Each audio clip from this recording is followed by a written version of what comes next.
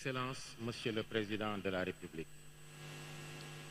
Excellences, Mesdames et Messieurs les chefs d'État et chefs de gouvernement,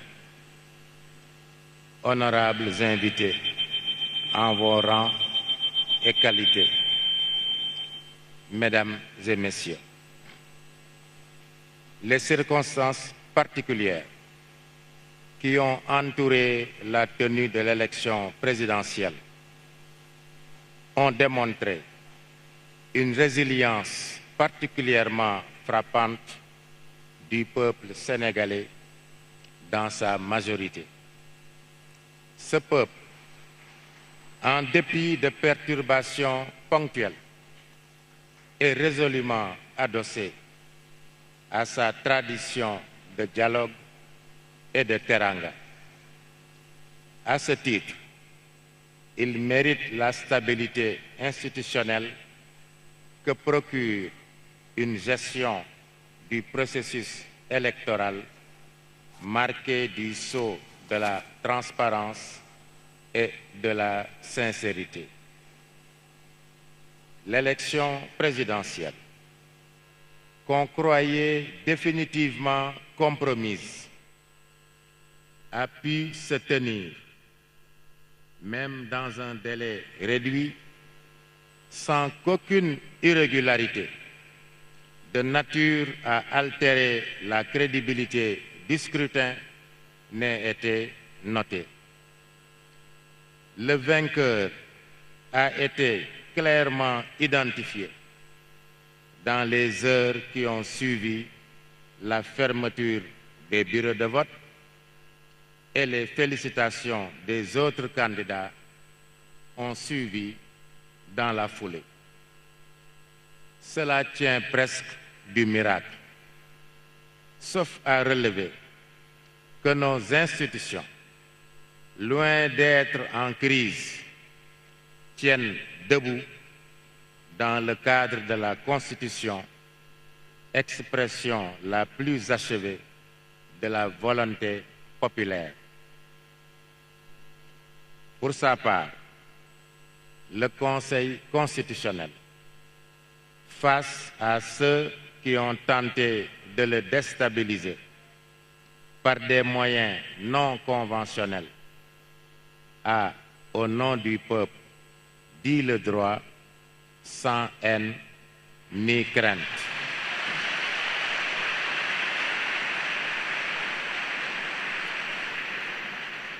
Le président de la République et son gouvernement, tout comme l'Assemblée nationale, ont toujours accepté de se soumettre à nos décisions. C'est dire qu'il n'y a pas une crise institutionnelle, mais une volonté commune de ne jamais sortir du cadre délimité par la Constitution. Des amis en Afrique nous disent souvent que chaque fois que le pire est prédit au Sénégal, en raison de fortes tensions et d'animosités exacerbées, les Sénégalais arrivent toujours à retomber sur leurs pieds comme si de rien n'était. Fort de ce constat, Monsieur le Président de la République, il nous demande: mais quel est donc votre secret? De mon point de vue, le secret est dans le bulletin de vote. Plus précisément, dans l'intime conviction et la claire conscience des citoyens électeurs que leur bulletin de vote peut décisivement changer le cours de leur destin dès lors que l'administration et les organes de contrôle du processus électoral ont fait la preuve de leur professionnalisme sous le contrôle d'une justice impartiale. C'est en effet en 10 jours chrono que les Sénégalais ont élu au premier tour avec 54,28% des voix le président de la République Bassirou Diomaye Diakhar Faye le 24 mars dernier. Et en ce jour 2 avril, qui marque aussi la fin du mandat de son prédécesseur, le Conseil constitutionnel reçoit son serment. Il s'agit là d'un véritable coup de maître. Le dispositif électoral, dans toutes ses composantes, a démontré une fois encore sa fiabilité. Nous le devons à l'expérience, l'expertise et la neutralité de l'administration électorale et des différents organes de contrôle de la régularité des élections, ainsi qu'à la transparence et la célérité notée à toutes les étapes du recensement des votes, vu qu'aucune contestation n'a été formulée. Nous le devons aussi, il faut le dire, à l'engagement du président Macky Sall,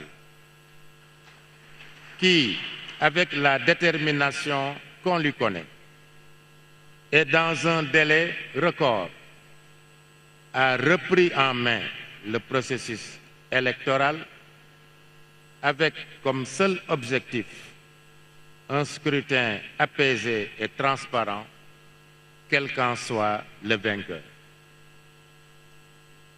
Monsieur le Président de la République, permettez-moi d'adresser quelques mots à votre prédécesseur, Monsieur le Président Macky Sall.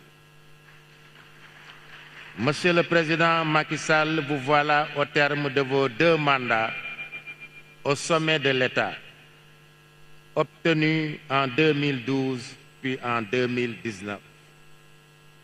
L'histoire retiendra de vous que vous vous êtes abstenu volontairement et sans aucune contrainte de solliciter de vos compatriotes un 3e mandat afin de nous éviter la probabilité d'une source potentielle de troubles intenses. Point n'est besoin de dresser une liste qui serait kilométrique de vos réalisations multiformes, puisqu'elles sont visibles, comme ce magnifique centre des expositions de Diamniadio qui abrite notre audience. Nous retenons de vous, Président Macky Sall, un excellent garant de l'unité nationale, attribution emblématique que le Président de la République tient de la Constitution.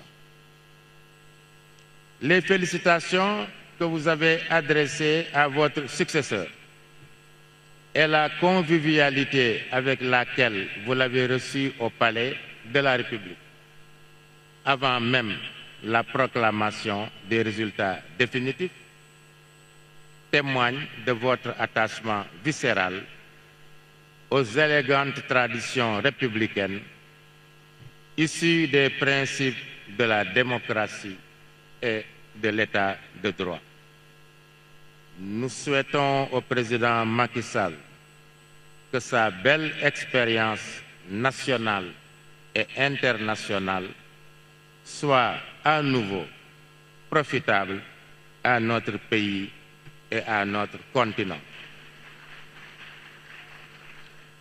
Honorables invités, le Conseil constitutionnel, juge de la régularité des élections nationales et garant de l'État de droit, a, en application de l'article 35 de la Constitution et des résultats constatés, proclamé la victoire de M. Bassirou Diomaye Diakhar Faye à l'élection présidentielle du 24 mars 2024. En effet, c'est sans bavure que le peuple sénégalais a choisi massivement de porter ses espoirs sur ce compatriote dont, à première vue, l'image et le discours sont empreints d'humilité et de sobriété. Excellence, Monsieur le Président de la République, Bassirou Diomaye Diakhar Faye.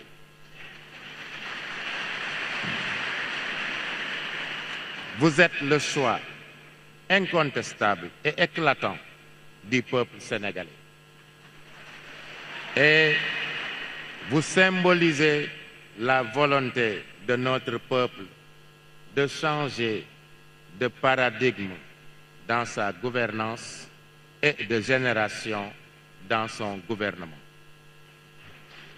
Vous portez désormais sur vos épaules les espoirs de toute une nation, en particulier de ces jeunes hommes et jeunes femmes, accompagnés parfois d'enfants, dont l'aspiration à un travail digne et une vie décente est encore intacte, au point de risquer leur vie en affrontant les océans ou l'immensité des sables du désert dans une quête tragique et souvent illusoire d'une vie meilleure ailleurs.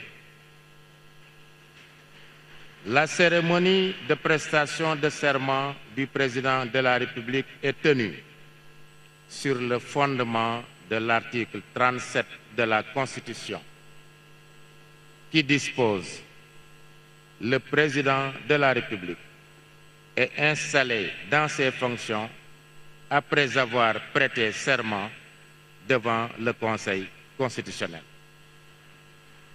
Monsieur le Président de la République, le serment que vous prêterez tout à l'heure vous commandera, au sortir de cette audience, de toujours promouvoir et défendre les valeurs africaines en général et sénégalaises en particulier.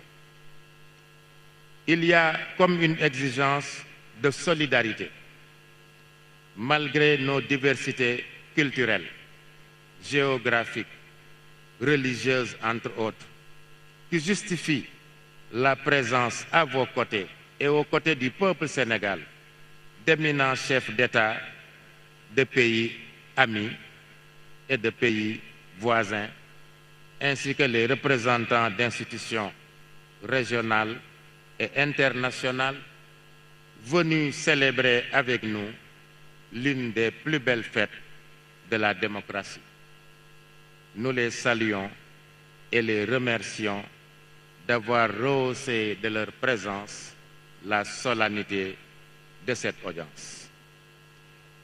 Monsieur le Président de la République, Bassirou Diomaye Diakhar Faye, le Conseil constitutionnel vous renouvelle en son nom et au nom du pouvoir judiciaire qui nous a dûment habilités ses vœux de succès et ses chaleureuses félicitations à vous, à votre famille, parents, amis et militants qui certainement vous ont accompagnés jusqu'à ce jour. À l'heure où surgiront les inévitables tentations du pouvoir, l'ivresse de la puissance, les démons de la division, il faudra se souvenir de la main de Dieu dont la volonté domine et détermine inéluctablement les moments que nous vivons.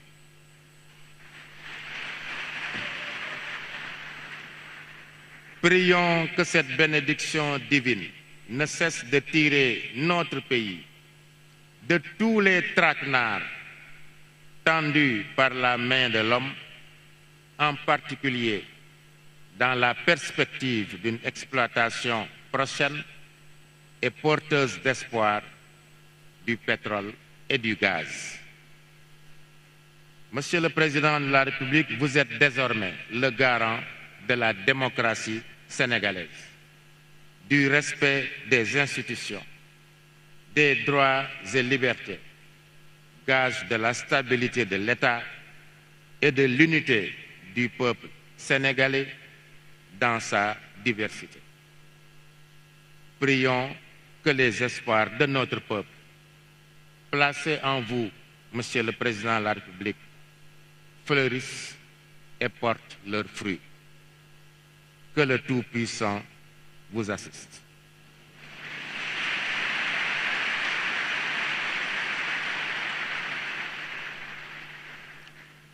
Monsieur le Président de la République, Bassirou Diomaye Diakhar Faye, au nom du peuple sénégalais, le Conseil constitutionnel va recevoir votre serment.